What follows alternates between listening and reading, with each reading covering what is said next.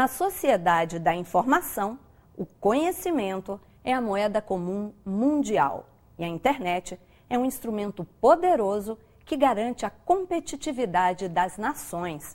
Para proporcionar acesso barato à internet de alta velocidade em todo o Brasil, o governo criou em 2010 o Programa Nacional de Banda Larga.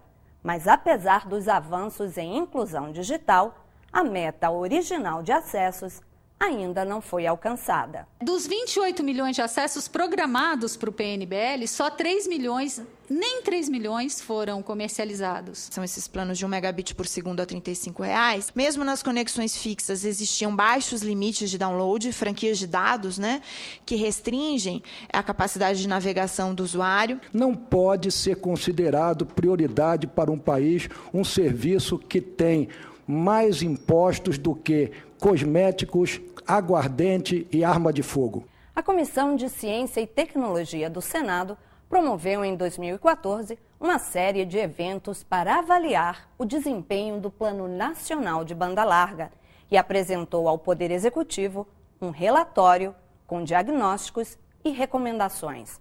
Veja agora uma das audiências públicas com representantes do governo, das empresas e da sociedade civil. O Em Discussão está começando. O tema banda larga é essencial para o desenvolvimento econômico e social do país e não podemos nos afastar da responsabilidade de tornar realidade a inserção cada vez maior de cidadãos à internet e ferramentas da rede. Mesmo considerando o largo alcance dos objetivos do Plano Nacional de Banda Larga, é fato que ainda não temos a situação ideal e talvez ainda estejamos longe disso. Pelos números da Anatel, chegamos a agosto de 2014 a 165 milhões de usuários móveis e fixos de banda larga no Brasil.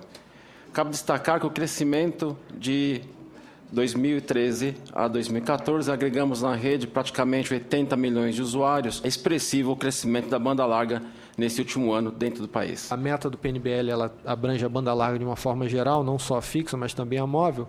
Mas agora, focando a banda larga fixa, nós tivemos um crescimento de 82% no número de acessos desse serviço desde o lançamento do PNBL. Hoje, se a gente pensar só na banda larga fixa do PNBL, que é aquele 1 mega R$ 35,00, já existem quase 5 mil cidades atendidas e 2.600.000 acessos só do PNBL. E o mais interessante desse crescimento é que ele se deu muito fortemente nas regiões Centro-Oeste, Sul e Sudeste, uma média de crescimento de 74%, mas esse crescimento foi muito maior nas regiões Norte e Nordeste, que é um crescimento de 130% a 140%. Nessas regiões. Isso mostra que, embora ainda persista uma desigualdade entre regiões Sul e Sudeste e regiões Norte e Nordeste, essa desigualdade vem diminuindo, porque Norte e Nordeste vem crescendo a uma taxa maior. Eu convido os senhores a visitarem esta matéria que foi feita pela revista Rede Brasil Atual, onde estão as gravações mostrando que é impossível contratar os serviços. A pesquisa foi feita com todas as concessionárias, as empresas que assinaram o termo de compromisso, e as pessoas não conseguem contratar. Foi repetido esse ano e o resultado é o mesmo. Dos 28 milhões de acessos programados para o PNBL, só 3 milhões, nem 3 milhões foram comercializados. O PNBL se guiou muito mais pela transferência de recursos públicos, pelo PNBL, todos esses outros projetos que foram ditos aqui, para a iniciativa privada, para a implantação de redes privadas. E qual é o problema disso? O problema é que, quando você tem redes privadas, você não pode impor à concessionária que parte da capacidade dessa rede esteja prioritariamente voltada para políticas públicas, para a inclusão digital. Muitas vezes a empresa leva a infraestrutura, mas reserva a capacidade dessas redes para comercializar, seja no atacado, seja no varejo, com consumidores que têm maior renda e dificultam a contratação no regime dos termos de compromisso, onde eles ganhariam menos. Queria dizer que... Só uma pergunta. Essas denúncias foram levadas até a Anatel? foram levadas na justiça, porque nós já temos uma ação civil pública na justiça.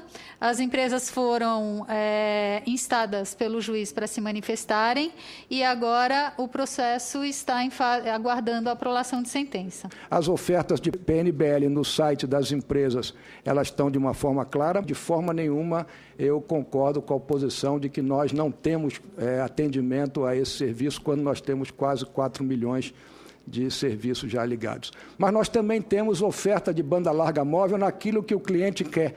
Nós temos menos de R$1 por dia em ofertas que são dadas aos clientes com diversos planos de capacidade para que ele possa baixar dentro da sua necessidade ou não. Entre as críticas, né, que nós temos aos planos de banda larga popular, que são esses planos de 1 megabit por segundo a R$35, nós ressaltamos o fato de que, mesmo nas conexões fixas, porque esses planos podiam ser tanto móveis quanto fixos, mesmo nas conexões fixas existiam baixos limites de download, franquias de dados, né, que restringem a capacidade de navegação do usuário. Sempre trazemos aí muitos dados de acessos, de crescimento ou não crescimento, mas muitas vezes a gente acaba não discutindo o fundamento de todo esse debate, que é o fato de a banda larga ser o serviço de telecomunicações que nos permite acessar algo que é cada vez mais essencial, que permite ao cidadão, ao usuário, ao consumidor,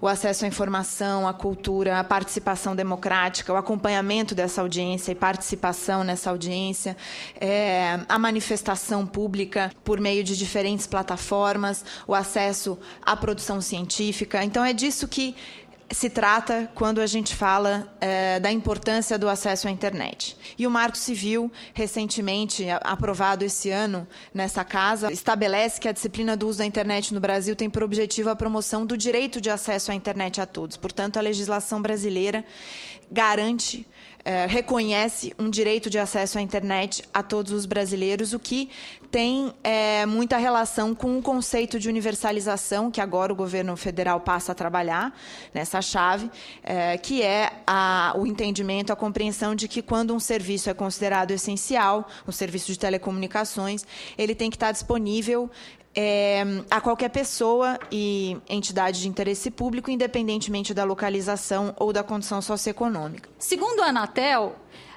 em torno de 80% dos 270 milhões de celulares operam na modalidade pré-paga, com uma média de recarga mensal sem imposto de R$7, aproximadamente. Eu pergunto para os senhores, o fato de uma pessoa ter um smartphone com este plano, vai viabilizar que ela navegue na internet, que ela faça um curso de educação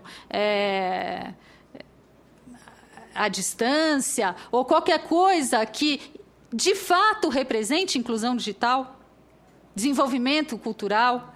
Acho difícil. Para nós, acessar o Facebook está muito longe de ser inclusão digital. Incluir o cidadão na sociedade não é dar serviço a ele apenas de Facebook, mas também se der a ele 50 mega de velocidade, ele vai continuar sem saber onde é que estão os hospitais, onde é que está qualquer coisa, onde é que ele pode fazer uma inscrição para uma escola ou onde ele pode se colocar para fazer um exame de saúde ou alguma coisa.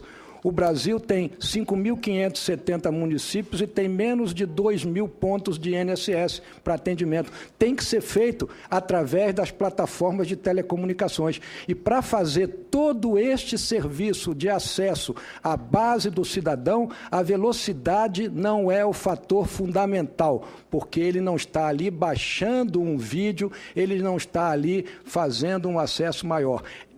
Para qualquer pessoa ter acesso aos serviços do Estado, não é necessário uma alta velocidade. O que eu quero dizer é que os 500 bilhões que o setor de telecomunicações investiu no país nos últimos 15 anos é bastante grande o volume investido para prestar serviços ao cidadão através das plataformas existentes. De fato, fazer a declaração do imposto de renda não necessita de uma grande velocidade, mas acompanhar essa audiência aqui hoje, a participação social e cidadã na democracia brasileira precisa, sim, de velocidade.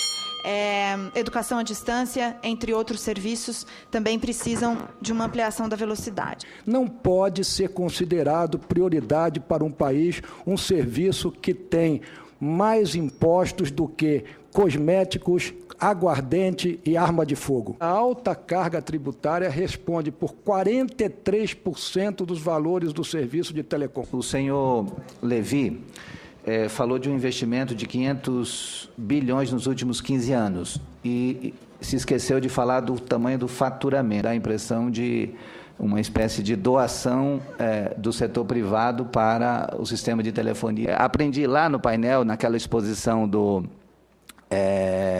Boston Consulting Group, que o faturamento em 2013 das empresas foi de 201 bilhões de reais e que teve uma contribuição em imposto de 62 bilhões de reais e uma incorporação em termos de remuneração para os investidores de 7 bilhões de reais em 2013. E que isso representou para o Brasil uma participação de 4,7% no PIB brasileiro. Portanto, nós estamos falando de um nicho absolutamente importante da economia nacional. Você vai ver no próximo bloco metas ambiciosas, poucos investimentos, resultados modestos.